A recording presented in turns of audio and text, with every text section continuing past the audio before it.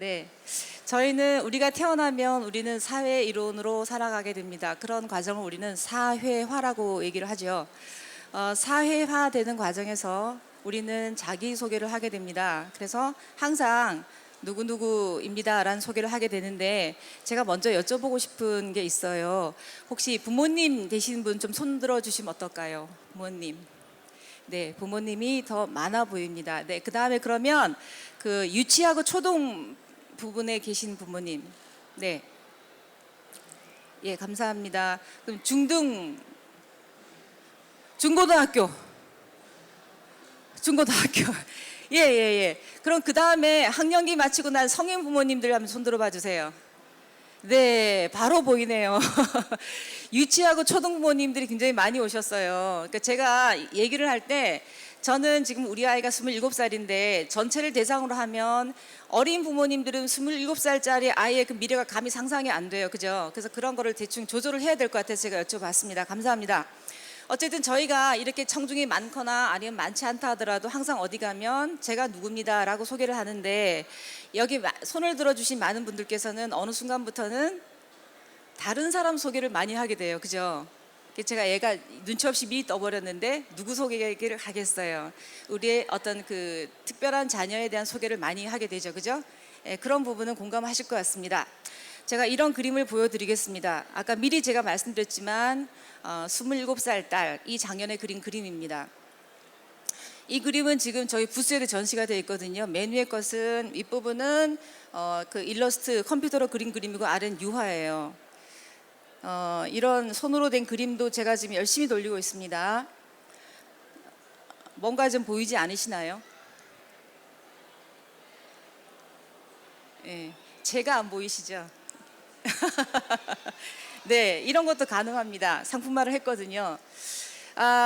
이렇게 돼 있어요. 여기 앞에 바로 나간 부스가 있더라고요. 그래서 이 옷을 만드신 분은 뇌병변 장애 자녀를 키우는 어머니께서 장애 의류라는 그 품목으로 아이템으로 사회적 기업 들어가신 분이에요. 제가 이번에 이제 코워킹을 하게 됐습니다. 이렇게 우리가 함께 모여 살아야 되지 않을까요?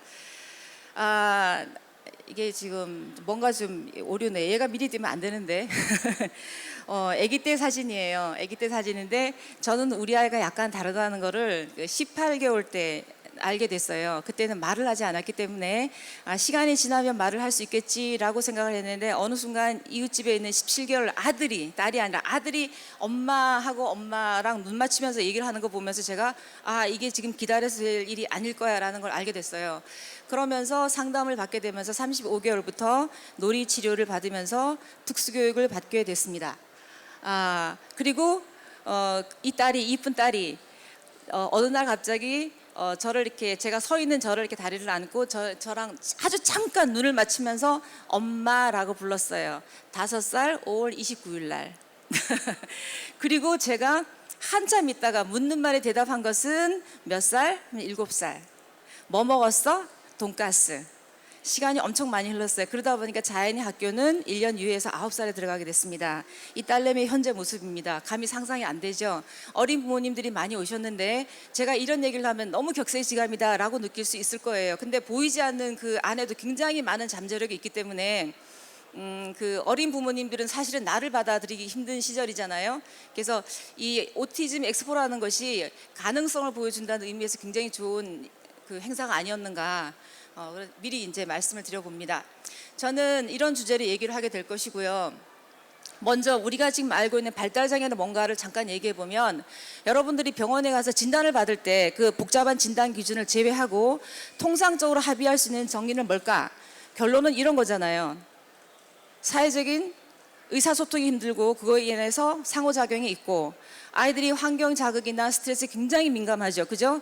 그래서 어렸을 때 우리는 부모님들이 빨리 이 아이가 좀 원상복구가 돼서 나갔을 때 좀 이상한 모습이 안 보였으면 이런 것 때문에 굉장히 압박을 하게 돼요. 물론 저도 많이 그랬습니다. 근데 그러한 것들이 미리 이런 교육이 필요한 것이 그게 나중에 어떤 영향을 미칠 수 있는가를 사전에 아는 게 좋을 것 같아요.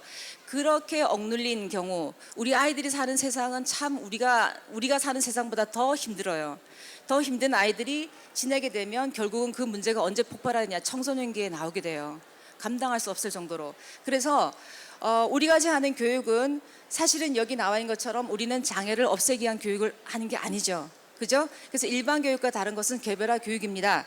그래서 제가 결국 드리고 싶은 말씀은 우리가 사는 모든 교육 또는 치료의 목적은 결국은 우리가 함께 사회 구성원으로 살아갈 수 있도록 지원하는 데 초점을 맞추고 있다고 생각을 해요.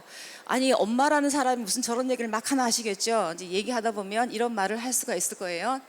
자, 이 그림이 저는 여러분 이 자리에 서게 되는 굉장히 중요한 자료가 되는데 우리 딸이 여러분 모든 부모님들이 다 지금 그러시겠지만 우리 아이들이 받는 프로그램은 일주일에 4, 5개 보통, 그죠? 제가 그 정도 됐거든요. 더 많을 수도 있고 아니면 더 적을 수도 있겠지만 그러면 엄마의 생활은 24시간 아이한테 묶여 있는 거죠. 그래서 저는 그때 이런 생각을 했어요. 내가 언제까지 이런 생활을 할 수 있을까? 그리고 이런 교육을 받지 않는 순간에 이 아이가 좀 혼자 할 수 있는 게 있으면 어떨까라는 생각을 했어요. 그렇지만 우리는 아이의 발달은 느리고 우리가 겪는 그 시간은 굉장히 지루하고 느리게 지나가잖아요. 그죠? 그래서 미리 말하자면 장애 자녀를 키우는 부모가 된다는 것은 결국은 이렇게 지루하게 지나가는 시간을 견뎌내는 사람, 그 견디면서 우리가 부모가 되는 것 같아요. 그래서 저는 이런 활동을 했는데 이게 사실은 한 2돌 정도 지나서 3돌 가까이쯤 됐을 때인 것 같아요. 우리가 철이 지나고 나면 사실은 달력은 그냥 버려지잖아요. 그 다음에 무슨 회사에서 나온 다이어리도 굉장히 많아요. 그래서 그런 다이어리를 앞에 놓고 우리 아이를 무릎에 앉혀놓고 손을 잡고 이제 그냥 긋기를 했어요. 뭐 동그라미, 세모, 네모. 시간은 어차피 가잖아요.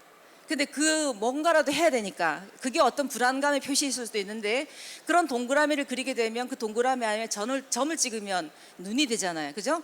얼굴, 눈, 코, 입하고 그다음 팔, 다리를 그리고 팔, 다리를 그렸으면 그 다음에 옷을 입히고 그다음에 액세서리도 할 수 있잖아요.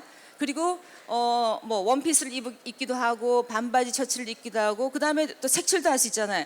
일종의 그러한 것에 대한 놀이였는데 어느 날 이런 그림을 그려놓은 걸 제가 봤어요. 그때 4살 때.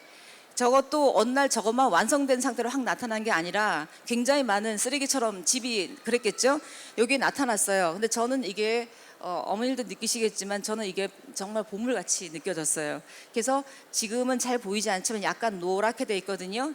이거를 잘라서 제가 수첩에 넣어갖고 다녔습니다. 그러다가 어느 순간에 잃어버릴지도 모르겠다라고 생각해 스캔을 뜯었죠. 1년 지나고 나니까 한 줄이 2줄이 됐어요. 그래서 이 친구는 그림을 되게 좋아해서 이런 그림을 그리다 보니까 결론은 이제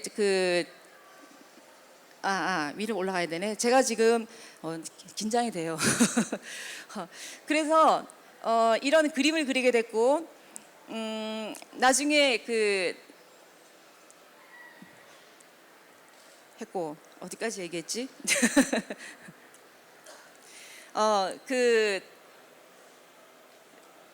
7살에 말을 했다는 얘기까지 했죠. 그죠? 제가 이렇습니다. 7살에 말을 했고요. 그럼 장애 등록은 언제 했느냐? 6살 때 장애 등록을 진단을 받았어요. 진단을 받아서 그때는 지적장애 3급, 그 다음에 14살 때 발달장애 3급, 그 다음에 16살 때 자폐성 장애로 최종 진단을 받았어요. 그렇게 진단을 받고 근데 이 친구가 그림을 좋아했기 때문에 그 초등학교 입학을 하게 됐을 때 초등학교에 가게 되면 그 아이들이 그림을 그릴 때만큼은 얘가 잘 그린다는 걸 아는 거예요. 이때부터 놀이처럼 시작했기 때문에. 그래서 내가 그림을 그리는 순간만큼은 아이들이 나를 인정해 준다는 그걸 알아요. 그래서 고등학교를 갈 때 정말 고민되잖아요. 고등학교를 그렇다면 그림을 좋아하고 그림을 그릴 때만큼은 나의 자존감을 이 아이가 올라간다는 걸 제가 알았기 때문에 그러면 예술고등학교를 보내보면 될까라고 해서 한번 시도를 해봤는데 그 학교에서는 아직까지 입학생을 받아본 적이 없어서 그냥 보기 좋게 이제 거절을 당했어요. 물론 합법적인 방법으로. 그래서 선택하게 된 것이 지역에 있는 옛날에 저희 또래는 상업고등학교, 공업고등학교라고 했는데 지금은 그 학교들이 특성화고등학교죠. 특성화고등학교의 디지털 디자인과를 가게 된 거예요. 디지털 디자인과가 요즘 교육과정이 너무 괜찮고 근사합니다. 일러스트 포토샵을 배우고 자격증도 받았어요. 그러다 보니까 자연스럽게 어딜 가게 됐냐면 평택에 가면 국립한국복지대학교가 있어요. 왜냐하면 유일한 대학이기 때문에 제가 아무리 이니셜 쓴다 하더라도 가릴 수가 없을 것 같아서 그 대학교의 디지털 산업 디자인과를 그냥 가게 됐습니다. 근데 가게 됐으면 이 짧은 시간에 자세하게는 얘기하지 못하지만 그림으로 나름대로 재능이 있다고 생각했기 때문에 제가 대학교 3학년 때 교수님께 졸업하고 갈 수 있는 곳이 있을까요? 라고 여쭤봤을 때 교수님께서 뭐라 그러셨냐면 장애인으로서 보호받고 자랐잖아요. 어떻게 취업을 하기가 되게 어렵지 않을까요? 이런 말씀을 하시면서 일단 소통 훈련을 먼저 받아보는 게 좋을 것 같아요 라고 말씀하셨어요. 그래서 그러면 소통 훈련을 받으면 괜찮아질까요? 그분이 그렇게 말씀하시면서 글쎄요 뭐 되지 않을까요? 그러면 그런 교육을 하는 기관을 알고 계십니까? 그거는 잘 모르겠습니다 라는 대답이 나온 거죠. 그래서 그러면 그 다음에 어떻게 제가 해야겠어요? 교수님이 물론 강의를 하고 여러분도 만약에 종사자이신 분들이 학교에서 만난다고 하면 종사자나 교사가 알 수 있는, 교수가 한 아이를 알 수 있는 정보는 제한이 돼 있어요. 그리고 우리가 취업을 할 때는 이력서를 쓰게 됩니다. 근데 이력서 양식은 사실 텍스트로 들어가는데 발달 장애가 있는 아이를 이력서로 표시한다면 그 아이의 재능, 그 아이의 역량을 얼마만큼 우리가 표현할 수 있겠냔 말이에요. 그래서 제가 작업을 했어요. 생애 포트폴리오를 만들었습니다. 포트폴리오라는 건 사실 우리는 작업 모음집이라고 얘기하는데 저는 이 라이프, 삶 자체를 다 포트폴리오로 만들어 버린 거예요. 왜 그러냐면 제가 아까 말씀드렸던 것처럼 이력서로 알 수 있는 건 한계가 있거든요. 그러면 이 아이가 얼마나 열심히 살았는가, 얼마나 여러분들이 생각하는 장애를 극복하기 위해서 열심히 살아왔는지, 그리고 우리가 사회 적응이라는 그 이름 하에 얼마나 많은 체험을 했는가를 보여줄 필요가 있다라고 생각을 했죠. 그래서 제가 이 포트폴리오를 만들었습니다. 그리고 사용했어요. 그리고 그때는 제가 박사과정을 밟고 있는 중이었는데 이것을 그대로 박사학위 논문으로 제출을 했고 제가 박사학위를 받았습니다. 그 얘기는 이런 자료가 이 세상에 없다는 얘기예요. 왜냐하면 우리의 복지 현장은 부모의 절절한 마음을 아직까지 알아주지 못하고 있다는 거예요. 정확하게 부모가 원하는 게 뭔가 잘 모른다는 얘기인 거죠. 그래서 제가 이거를 했고 학위 논문을 받고 난 다음부터는 그럼 이것을 알려야겠다라고 생각을 했겠죠. 그래서 어떻게 하면 가장 효과적으로 알릴 건가를 생각했을 거 아니에요. 그래서 사회적 기업을 들어갔습니다. 사회적 기업 육성 사업까지 들어갔어요. 물론 사회적 기업이 계속 이제 진전해 나가려면 돈도 벌어야 되고 고용도 해야 되는데 저는 그게 안 돼요. 단지 뭐냐면 이거는 사회적 서비스 제공, 사회적 가치 창출이라는 이름으로 들어갔기 때문에 육성 사업에 들어가서 법인까지만 만들었어요. 그래서 주식회사 안정이 됐습니다. 그리고 그 다음번에 한 것은 가장 효과적인 홍보가 뭘까? 책을 만들었죠. 논문으로 썼던 내용을 책으로 썼습니다. 이 책을 쓰고 나니까 가장 홍보는 책인 것 같아요. 책. 자, 그래서 제가 지금 하고 있는 얘기는 여러분들이 들어보시면서 이게 지금 이 생애 포트폴리오가 당사자와 가족에게 교육이나 복지 현장에서 커뮤니티 케어에서 이게 어떤 의미가 있는가를 한번 생각을 해보셨으면 좋을 것 같아요. 자, 보통 우리가 부모가 되고 어디 가서 교육을 받게 되면 지금은 어린 부모님들이 상당수 거의 다 계시지만 보통 듣는 말이 자녀에게 장애가 있으니까 미래 설계를 하세요. 아니면 평생 계획을 세우세요. 생애 주기별 지원 계획을 세우세요 라고 얘기하는데 구체적인 방법론에 대해서는 제시가 되지 않았어요. 그러면 이걸 어떻게 되냐는 거죠. 근데 여러분도 혹시 자신의 계획은 세우고 계시나요? 우리는 독립된 개인으로서 자립생활이 충분히 가능한 개인이잖아요. 근데 저는 저의 평생 계획 세우지도 않았지만 내가 세운다 하더라도 계획대로 내가 살 수 있을 것 같지는 않아요. 그죠? 자, 그런데 우리 자녀의 계획을 어떻게 세우겠냐죠. 그렇지만 자녀의 계획은 지금 세울 수밖에 없는 상황인 거잖아요. 맞죠? 자, 그러면은 자, 적어도 우리가 계획을 세운다는 것은 미래에 관한 내용인데 미래는 지금 모르잖아요. 그럼 미래를 알려면 뭘 알아야 될까요? 우리의 현재를 알아야 돼요. 우리는 지금 시간을 살고 있는 사람들인데 시간이란 것은 과거와 현재와 미래가 분절되어 있는 게 아니에요. 연결되어 있죠. 그죠? 그러면 미래를 알기 위해서 우리는 현재를 알아야 되는데 사실은 우리 자녀의 현재를 잘 몰라요. 그죠? 그럼 이 현재를 알기 위해서 뭘 알아야 될까? 지나온 과거를 알아야 되는 거죠. 자, 그래서 이 생애 포트폴리오를 어떻게 하면 효과적으로 전달할까 제가 무지 고민을 했어요. 그래서 이런 걸 만들어 봤는데 자, 여러분들은 이 원이 몇 개쯤으로 보이십니까? 몇 개쯤? 야, 대략 20개. 20개 맞아요. 20개인데 이 동그라미 하나를 여러분이 데이터라고 생각해 보세요. 자료, 데이터라고 생각해 보세요. 자, 지금은 이 20개가 무분별하게 나와 있어서 도대체 저게 무슨 말일까라고 하겠지만 이것을 일정한 기준으로 나누어서 딱 배열을 하게 되면 이런 모습이 되죠. 그러면 명확하게 알 수 있지 않나요? 이것이 하나의 데이터, 하나의 자료라고 얘기하면 여기는 이런 내용이 들어가 있고 여기는 이런 내용으로 나와 있단 말이에요. 그죠? 그러면 이런 내용 각자는 뭘 가지게 될까요? 하나의 정보를 가지게 되는 거죠. 이런 것들이 정보로, 그죠? 자, 이렇게 되어 있던 이 무질서한 이곳에서 이것을 일정한 기준을 정해서 배열을 하면 이런 모습이 된단 말이에요. 그러면은 이것이 정보였다라고 하면 이 정보는 이런 식으로 뭔가 메시지를 주게 되겠죠. 메시지. 자, 다시 보여주시면 이게 제 컴퓨터예요.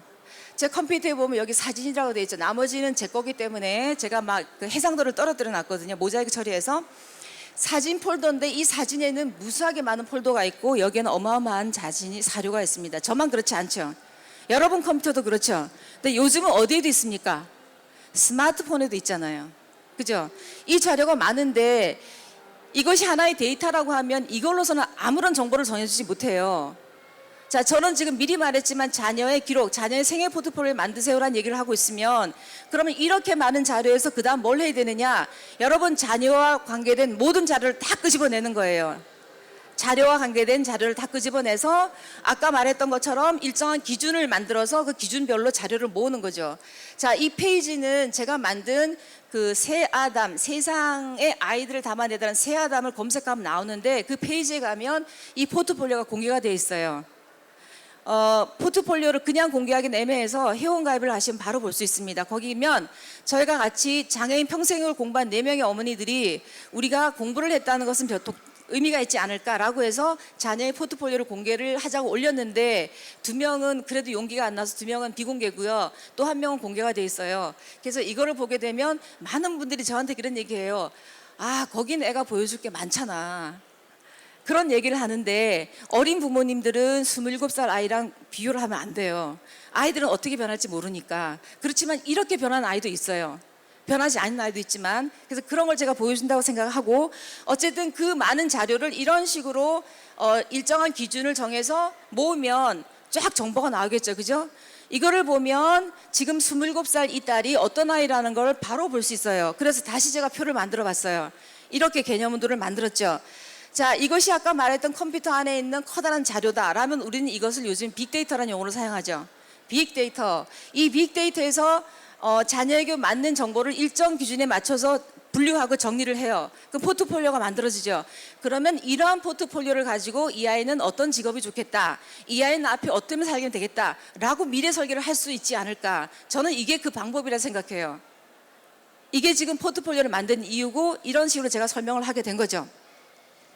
자, 그러면 이 포트폴리오를 제가 사진으로 만들었는데 사진을 하나 보여드릴게요. 도대체 사진이 어떤 의미인가? 자, 저희는 이런 사진을 안 찍었는데 요즘 이런 사진 많이 찍으시잖아요. 우리 아이를 임신했을 때. 이분은 애니와이라는 그 사진작가인데 대만에 있는 사진작가예요. 이 대만에 있는 사진작가는 요 배에다가 글씨가 잘 안 보이시죠? My baby. My baby라고 썼어요.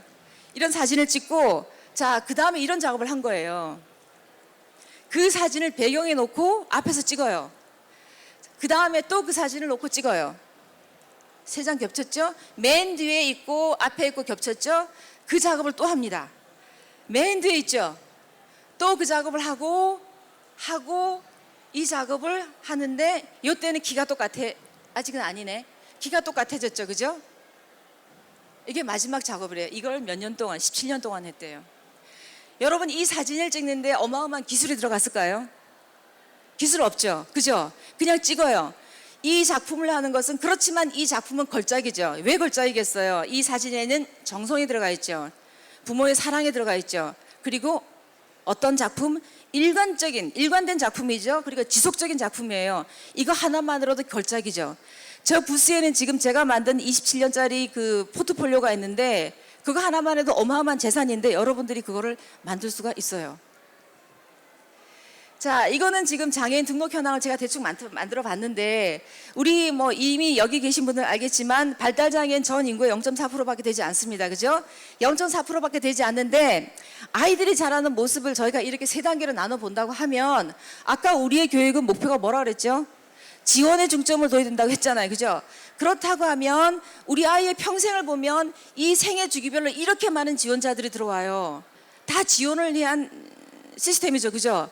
그렇다고 생각하면 사실은 이런 지원을 받는 당사자가 주인공이 아닌가. 근데 정말 우리가 주인공으로 느껴지는가. 이건 좀 생각해 볼 일인 것 같아요. 자, 다시 이걸 어떻게 보냐면 제가 하나의 평생으로 그려볼게요. 그려보면 지금까지 있었던 제가 느끼는 교육은 주로 어디에 집중해 있었냐? 학령기에 거의 다 집중이 돼 있었다는 거죠. 모든 자원이. 그리고 지금 우리가 여기 교육 받으시는 분도 아까 제가 손들어 표시해 달라고 했을 때도 어디 많이 계셨죠? 위치 초등 부분이 많이 계셨잖아요. 그죠? 근데 이 부분에 집중해 있는데 정말 유치나 초등학교 아니면 학령기에는 교사가 상당 부분을 지원해 주기 때문에 오히려 그때는 부모님 고민만 하고 실제로 하시는 건 없어요. 정말 고민되는 건 언제냐? 성인기인데 어마어마하게 길죠. 이런 성인기를 고민하고 이런 변화가 있어야 된다라는 그 목적 때문에 사실은 이 오티즘 엑스포도 있다고 생각을 해요. 제가 하는 자료도 결국 여기 관점을 둔 것이고요. 그래서 제가 얘기하는 것은 이러한 복지, 아이들이 살아가는 곳에 지원은 특수교육이 있고 장애인 평생교육이 있고 장애인 복지가 있는데 이러한 걸 연결하려면 결국은 이 서비스 이용자 중심의 뭔가 기록 시스템이 있어야 되지 않을까라는 얘기를 제가 하고 있죠. 저는 지금 사적인 영역에서 기록 시스템을 얘기하고 있는데 사실은 공적인 영역에서 이건 아직 안 되어 있어요. 자, 그러면 볼까요?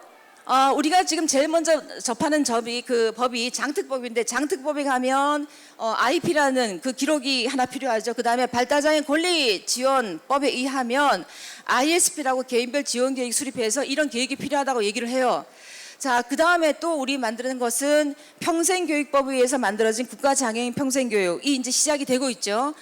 자, 이것도 우리 장애 성인들을 위한 시스템이고 또 하나 들어온다고 하면 자, 작년에 이런 발표가 있었죠. 발달장애인 주기별 종합대책이 있었는데 그러면 이러한 서비스를 제대로 우리가 이용하고 제대로 제공하기 위해서도 아이들의 교육은 필요하지 않을까?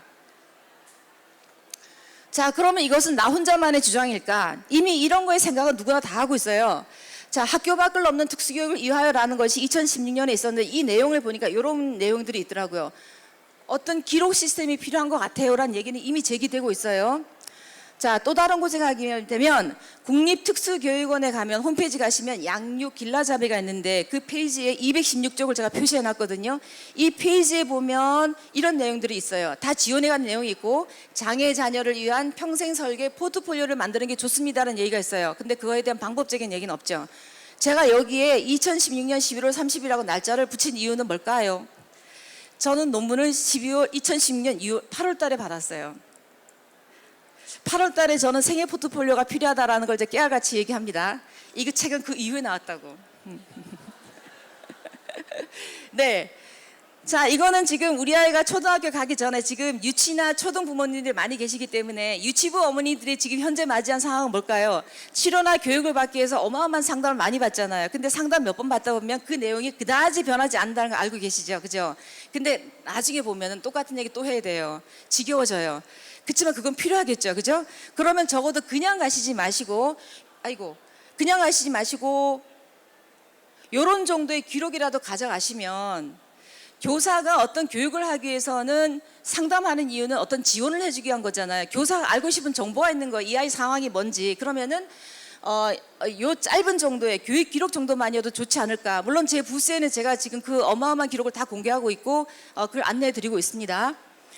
자, 이 내용은 뭐냐? 제가 인천에 있는 지금 유치 초등 부모님은 감히 상상이 안 되시겠지만 인천에 있는 시설장을 만났어요. 그 시설에는 20명의 이용자들이 살고 계시고요. 4명의 그 종사자들이 계십니다. 그래서 제가 그분한테 여쭤봤죠. 여기 계시는 이용인들은 연세가 어떻게 되시나요? 40, 50대. 그러면 또 질문하죠. 부모님이 살아 계시나요? 안 계신 분이 거의 대부분이세요. 그러면 이들이 어떻게 살았는지 알 수 있는 만한 자료가 있으신가요? 없어요. 그분이 하신 얘기예요. 단 한 장의 사진만이라도 있다면 기억, 추억, 이야기가 있을 텐데 이게 다 우리의 미래 얘기가 될 수 있는 거잖아요. 자, 그리고 또 하나 기쁨이 싹트는 나무라는 기관이 있어요. 금천구에 있는데 이 기관도 똑같은 고민을 하고 있어요. 이분들이 얘기할 때는 뭐냐? 여기는 지금 지역에 있는 생활시설, 그룹홈 생활시설인데 거기 계신 분들은 거기는 이용자가 A라는 시설에 있다가 B라는 시설로 이동할 수가 있잖아요. 그러면은 여기 함께 지냈던 추억을 같이 저쪽으로 전달해 줄 수 없는 게 굉장히 안타깝다라는 얘기를 하신대요. 그래서 이쪽에서는 어떤 일을 하냐면 1년에 4번 계절마다 여행을 해요. 그리고 아주 꼼꼼하게 사진 작업을 해요. 그리고는 1년에 여행 갔던 한 것을 하나의 내용으로 책을 만들어요. 여기 지금 1년 동안의 작업인데 세이세이 에세이가 6번째 책까지 나왔거든요. 이 책 안에는 우리 딸과 제가 같이 여행했던 내용도 들어가 있어요. 저는 이 기간을 학교를 나와서 사회복지사 과정을 공부하면서 사회복지사 공부를 하게 되면 실습을 해야 돼요. 이 기간에 실습을 하게 됐거든요. 그때 만나게 됐고 지금 현재 이곳은 7번째 책 작업을 하고 있어요. 자, 또 한 곳을 얘기하자면 경기도 포천에 있는 그 곳인데 여기는 시설이에요. 즈문해라는 곳인데 즈문해 해사리 카페를 검색하면 다음에서 그러니까 검색이 돼요. 거기는 제가 만났던 곳 중에서 그나마 가장 최신의 방법으로 자료 관리를 하고 있었죠. 페이퍼 작업을 하나도 하지 않고 있었어요. 여기에 지금 제가 모자이크 처리를 해놨는데 이 안에 들어가면 다 당사자 이름이 있고요. 요 안에다가 폴더에 다 작업을 하고 있는 거죠. 그래서 만약에 이분이 다른 기관으로 옮기게 된다면 폴더를 그대로 양도하면 되는 거예요. 제가 만났던 가장 나은 방법. 저는 이런 걸 한다고 얘기했더니까 그게 더 낫다고 막 그러신 거죠. 자, 이렇게 됐고, 자, 저는 이것을 표를 만들어 봤어요.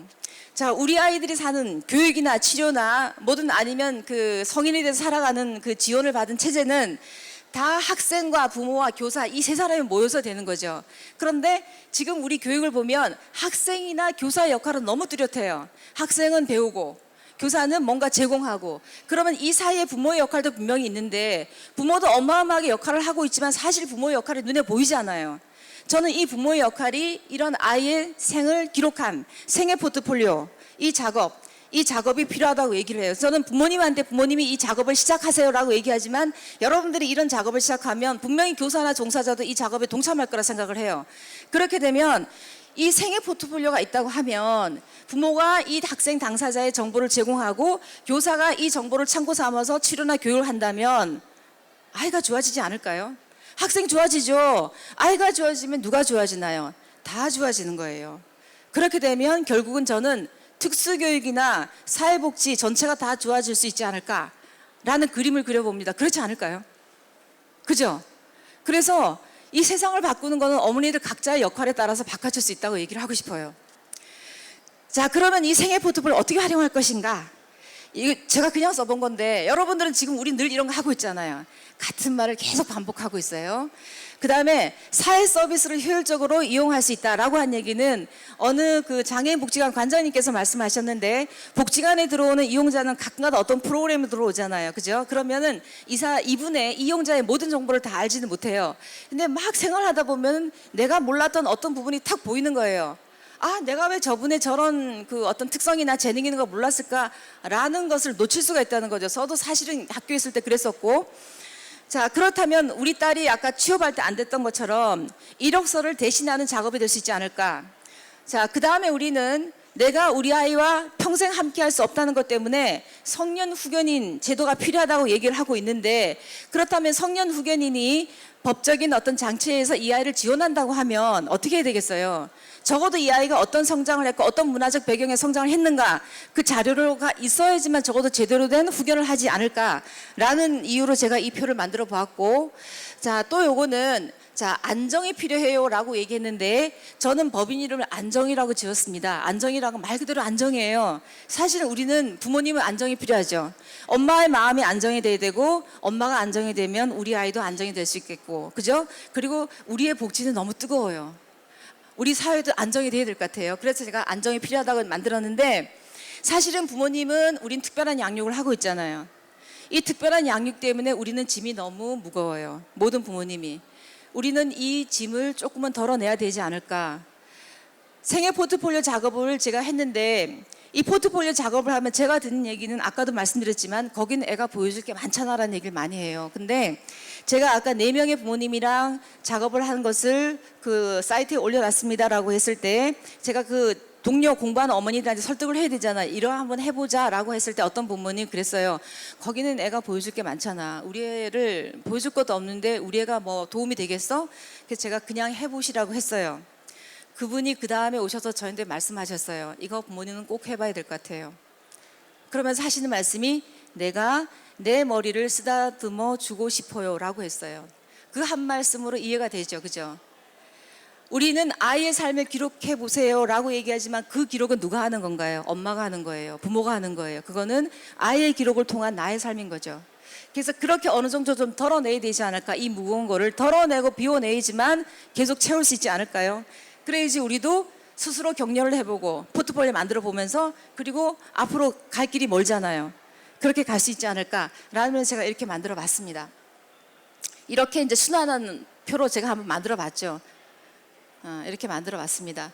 자, 저는 그래서 안정이라는 이름을 만들었지만 이 새아담이라는 것은 하나의 포트폴리오를 알기 위한 사업명으로, 저도 왜 안정이 들어왔는지 새아담이 들어왔는지 저도 헷갈려요. 어쨌든 둘 다 지금 제가 하고 있는 거고 이런 일을 하고 있고요. 요거는 제가 아까 그 사이트를 만들었다고 했는데 그 사이트에 가면 4명의 친구들이 있습니다. 이 친구들이 있는데 이 2명은 비공개, 이 2명은 공개. 단 여러분들이 회원가입을 하시고 로그인을 하셔야지만 볼 수가 있어요. 그리고 그 외 자료도 옮기고 있는데 제가 지금 이러한 작업을 자조 모임을 통해서 직접 만드는 작업을 하고 있거든요. 그러면 부모님들께서 제가 쫙 보여주면 저는 그 작심하고 만든 거잖아요. 어디부터 시작해야 될지를 잘 모르세요. 그래서 제가 일단 생애 연대표를 하나 만들어 보세요 라고 제가 만들었던 표를 제가 이렇게 드립니다. 그것은 지금 제 부스에 오면 제가 안내를 해놨는데 생애 포트폴리오를 검색을 하시고 뭐 생애 포트폴리오 어디부터 시작할까라는 제목이 검색이 될 거예요. 그 안에 들어가면 제가 그 샘플을 그대로 공유를 해놨어요. 그리고 빈칸에 파일을 올려놨는데 그건 한글 파일이기 때문에 여러분들이 수정해서 사용해도 상관없으세요. 그렇게 일단 만들어 보시면 뭔가 우리 아이 삶이 보여요. 그런 다음에 그 다음에 사진 작업을 들어가면 되지 않을까. 우리는 지금 제가 아까 빅데이터라는 얘기를 했는데 이미 우리는 빅데이터의 시대에 들어와 있잖아요. 그리고 AI가 인간을 대신한 시대에 와 있죠. 그죠? 그리고 대한민국은 세계 유명한 IT 강국이 아닙니까? 그죠? 그런데 사실은 우리는 어디 가나 엄마 입장에서는 우리 아이가 이런 아이라고 늘 우리 아이를 설명하고 다녀요. 그렇다면 이러한 것이 그런 기술적인 것으로 같이 포트폴리오를 연결하면 뭐가 되지 않을까? 그죠? 그러면 좋을 것 같죠? 그게 제가 사회적 기업에 들어간 미션이에요.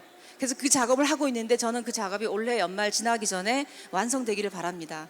그러면 여러분들이 자유롭게 포트폴리오를 만들고 필요에 따라서 여러분 우리가 밴드를 만들어서 필요한 부분을 공유하고 하듯이 그렇게 되면 우리 삶이 좀 더 가벼워지고 뭔가 이 좀 변화가 생기지 않을까라는 생각으로 제가 이 자리에 서서 이 말씀을 드렸습니다. 저는 여기까지 발표를 하고 시간이 남아 있다면 질문을 받아도 될까요?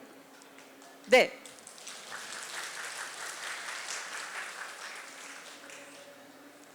네. 질문 저기 있어요. 저는 강의 잘 들었습니다. 네. 되게 인상 깊었고요. 근데 제가 생각하기에는 지금 말씀하신 부분들이 네. 예를 들자면 임산부를 기준으로 보는 그 산모수첩이 있거든요, 국가에서. 네, 네. 그러니까 어떤 일개 사기업에서 해야 될 게 아니라 국가적인 시스템에서 지원을 받아서 맞습니다. 해야 돼야 되는 거 아닌가라는 생각이 네. 드는데요. 저도 제가 사회적 기업에 들어갔을 때 누구나 쉽게 만들어서 필요에 따라 공유할 수 있는 시스템을 만들고 싶어요 라고 들어갔을 때 모든 사람이 다 그렇게 얘기를 했어요. 그럼 국가가 해야 되잖아요. 그죠? 근데 어떤 얘기를 줬냐면 제가 다 이런 얘기를 하는데 국가는 몰라서 못하는 거예요. 그리고 복지가 특히 그렇다고 얘기했는데 복지는 모든 게 다 새롭게 나오는 거죠. 근데 국가에서 만들어야 되는 거는 이미 국가의 모든 정책은 제가 들은 바대로 그대로 전달할게요. 근데 이게 맞는 말인 것 같긴 해요. 국가의 모든 정책은 이미 나와 있던 걸 예산을 지원받아서 하는 거잖아요. 그러면 사업 계획을 내고 예산을 내려면 이미 없었던 걸 가지고 사업 계획을 낼 수가 없지 않아요. 제가 그렇게 들었거든요. 없어서 못한다고. 그러니까 누군가가 이런 일을 하고 이것이 성과가 있고 저게 가능하다라고 하면 그 다음에 국가가 들어가는 거죠. 그러니까 순서는 뭐냐면 누군가가 시작을 해야 되는 거예요. 그래서 제가 얘기하는 거는 이 시스템을 만들고 싶어요 라고 얘기할 때 그건 제가 개인적으로 쓰는 게 아니에요. 그 시스템 제 게 아니에요. 모든 사람이 다 쓸 수 있도록 이렇게 시작하면 국가가 제대로 들어오지 않을까라고 제가 하는 거죠. 근데 이런 얘기를 누가 하겠습니까? 부모가 아니면. 제가 아까 얘기를 하다 보니까 이게 지금 시간에 쫓기기도 하고 이 무대가 저한테 너무 크거든요. 그 말씀을 빠뜨렸는데 저는 원래 교사였습니다. 교사였고 우리 아이의 문제 때문에 지금은 그 양육 지원이 잘 돼 있지만 지금 27살인 우리 딸한테는 그렇지 않았어요. 지금 우리 딸은 오늘 그러니까 부과된 임무가 있거든요. 지금 저를 찍고 있어요. 찍고 있는데 11년 동안 저는 직접 이 교육을 받았고 그 다음에 특수교사가 돼서 현장으로 들어갔죠. 들어가서 봤는데 그리고 그 이후에 제가 아까 박사학위를 받았다고 얘기했잖아요. 그러면 저는 연구 쪽도 들어가 봤어요. 그럼 연구 쪽은 왜 이걸 못합니까? 연구는 왜 못해요? 저는 또 하나가 있다고 그래요. 아무도 이걸 시작하지 않았으니까. 우리의 복지나 특수교육은 대부분 수입이에요. 그렇지 않습니까? 다른 나라에서 하는 게 있으면 바로 복지해서 우리나라 이식을 합니다. 토양이 우리 게 아니에요. 그렇기 때문에 이게 안 맞아요. 안 맞으면 이 문제를 해결하기 위해서 다시 다른 나라를 봅니다. 저 나라는 어떻게 나가고 있나? 이게 지금 우리 현장의 모습이 아닌지. 대답이 됐습니까? 그래서 국가가 개입을 하라고 제가 얘기하고 나온 거니까. 누군가 시작해야 되기 때문에.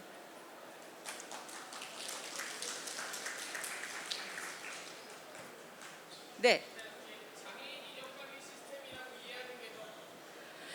이력 관리 시스템 하면 그게 혹시 부모님이세요?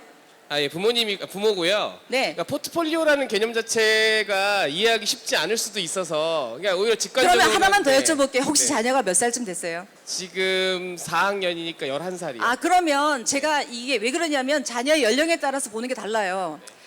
제가 이 사이트를 만들어 놓으니까 거기에 부모님들이 댓글을 다시는데 어린 부모님들은 뭐냐면 나의 얘기가 공유되는 게 싫어요. 노출되는 게. 저도 그 과정을 겪었거든요. 내 얘기 안 하고 싶어요. 누가 우리 아이 아는 거 싫고 우리 가정 삶 아는 게 싫고. 근데 어떤 문제가 생기냐면 20대가 넘어가고요. 20대 중반에 성인기에 접어들게 되면 부모의 나이는 50대가 넘어요. 부모들은 조급해요. 그래서 제가 말씀드리는 게 아까 이 자녀의 연령층이 어떻게 됩니까? 라고 여쭤본 거죠. 이 연령에 따라서 보는 게 다 달라요. 그러니까 포트폴리오를 짠다고 하면 뭔가 이게 그 취업 목적이라든가 이런 생각이 먼저 든다고 저는 느꼈거든요. 네, 그래서 네. 교수님 말씀하시는 자, 것 자체가 네. 좀 이해가 안 됐고. 그러면 네. 이제 아까 저쪽 부분에 지금 취업과 관련된 그 기관들이 많이 나와 있는데 제가 한 기관을 얘기 들려면 어제 이제 그분이 그런 질문 하시더라고요. 어떤 일을, 그러니까 심심하다고 제가 뭐 하냐고 묻는 거예요. 그래서 거기는 어떤 일을 하세요? 하니까 발달장애인의 지속 가능한 일자리를 창출한다 그러시더라고요. 그래서 제가 여쭤봤어요. 베이스가 어떻게 되시냐? 전공이 무엇이냐?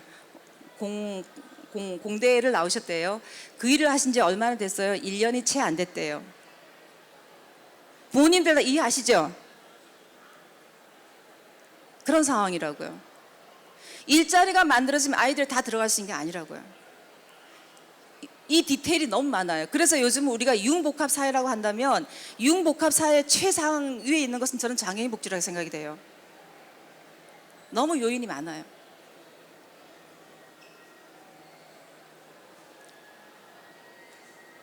또 질문 있으십니까?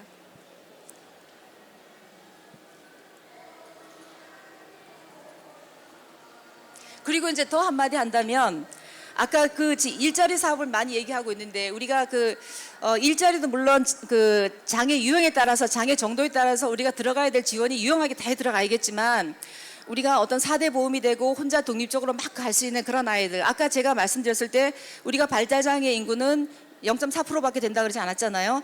한 해 동안 고등학교하고 특수교육과를 졸업하는 친구들 고등학교 과정을 학년기를 마치고 사회에 들어오는 학생들의 숫자는 9,000명에서 10,000명 가까이 됩니다. 9,000에서 10,000명 가까이 되는데 그중에 취업하는 인구는 2,000명. 이 채 되지 않아요. 2,000명이. 그 2,000명이라는 통계는 4대 보험을 기준으로 하고 있거든요. 근데 그 친구들이 또 얼마나 유지하는가 그 다음 문제이고 그러면은 취업이 안 되고 그 다음에 어떤 진학도 안 되는 친구들이 그 9,000에서 10,000명 중에서 4,000 몇 명 가까이 되거든요. 그 4,000 몇 명이 결국 어디로 가냐는 거죠. 우리가 말한 평생교육 아니면 장애인 복지관에서 계속 받게 되잖아요. 그리고 제가 아까 말했던 그런 어떤 시설 같은 경우도 물론 우리 딸도 거기서 예외가 될 수 있다고 저는 그러니까 예외가 아니라고 생각을 해요. 그러니까 그런 것이 우리가 지금 가지고 있는 부모가 짊어져야 될 것들인 거죠. 더 없습니까? 네. 여기서 바로 정면으로 딱 보이거든요. 더 필요하시면 네, 생애 포트폴리오가 보입니다. 그리러 오시면 되겠습니다. 감사합니다.